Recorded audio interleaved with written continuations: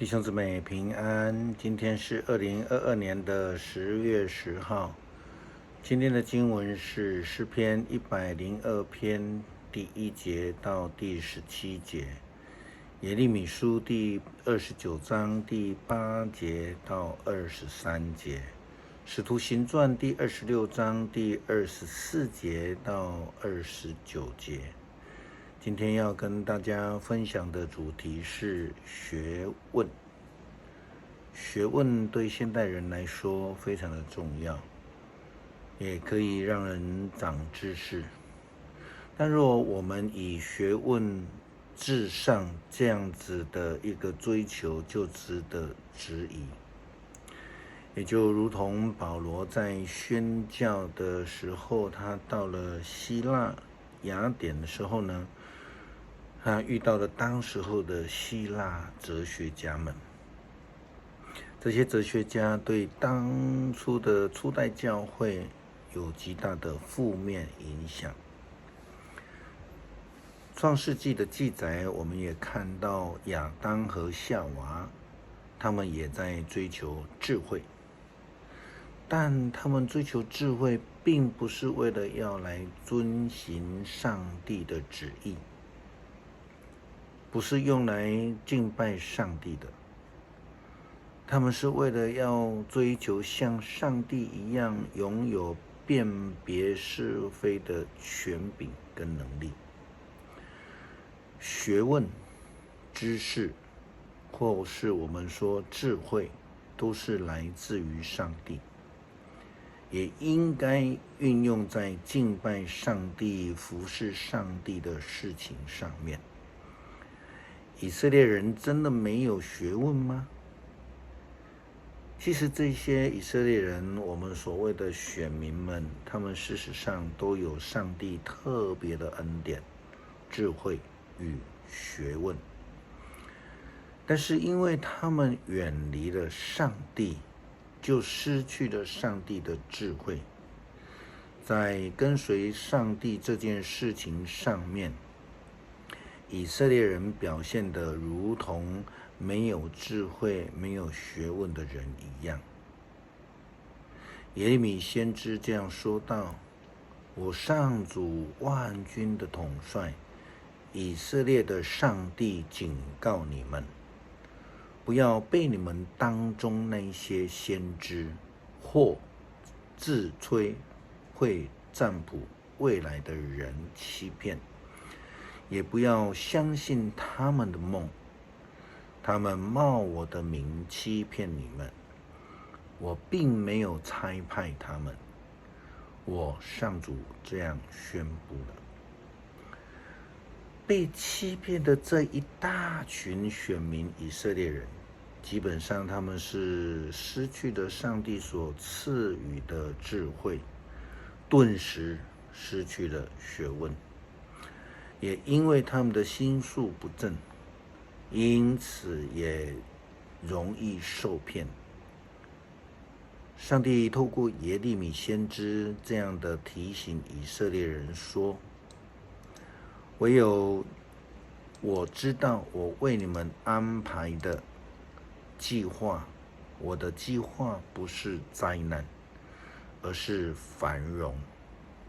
我要使你们有光明的前程，那时你们要呼求我，向我祷告，而我要回答你们。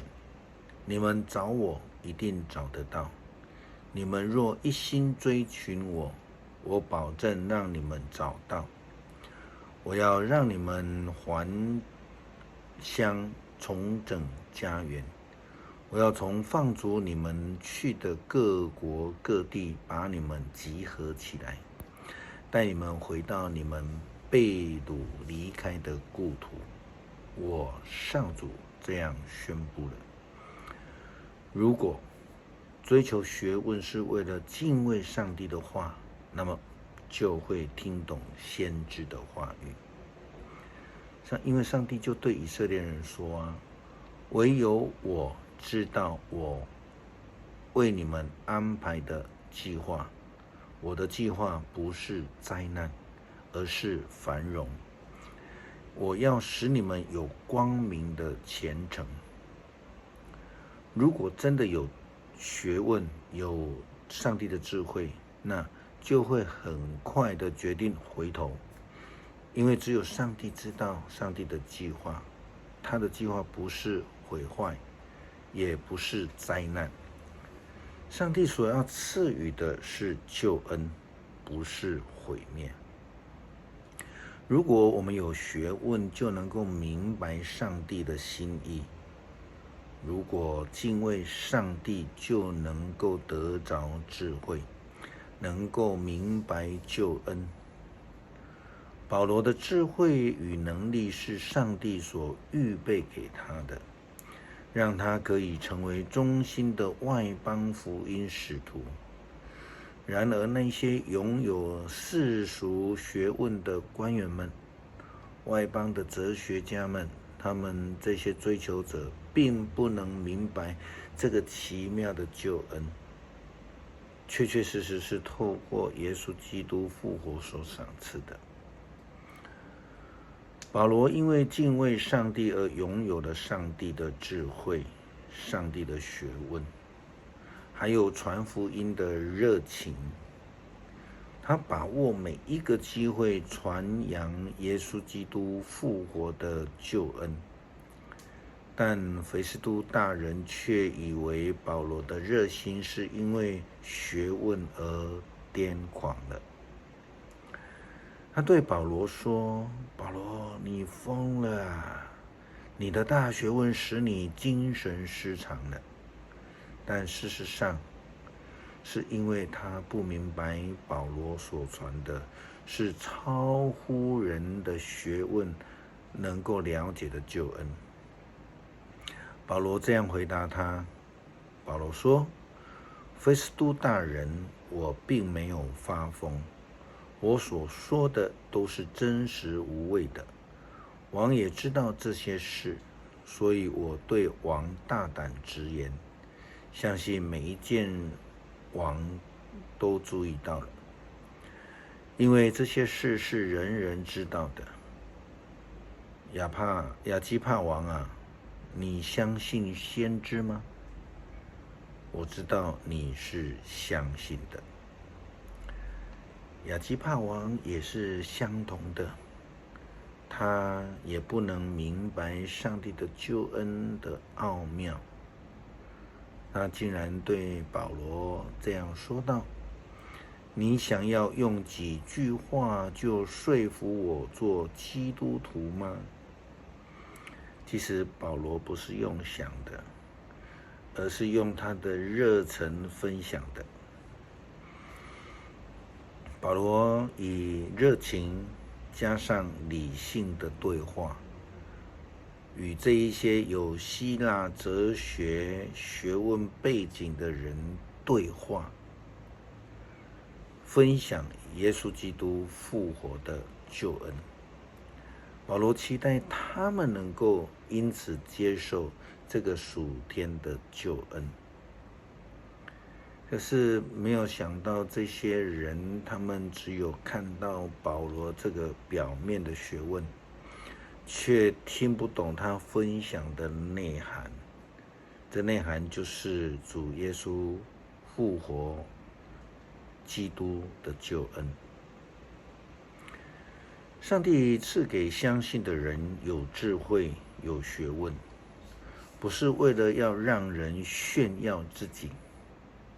最近台湾因为年底选举的这个学问的问题呢，就一再的被提起。这当中有人以学问来追求自己的利益，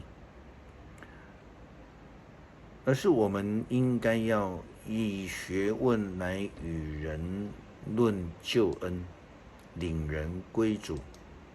所以呢，基督徒对于圣经的学问之追求是一定要非常认真的，像读经啊、灵修啊，这可以说是基督徒最基本的要求的了。诗篇102篇第1节到第17节，上主啊，求你听我的祷告，求你垂听我求助的呼声。在我陷入困境的日子，求你不要躲开不理我。我呼求的时候，求你垂听，立刻回答我。我的生命如烟雾消逝，我的身体像炉火焚烧，我的心像枯干的草被踩碎，我连食欲也丧失了。我呻吟叹息，全身只剩下皮包骨。我像荒野的野鸟，我像废墟中的猫头鹰。我睡不着觉，我像屋顶上一只孤单的麻雀。我的仇敌整天辱骂我，戏弄我的人指着我的名咒诅。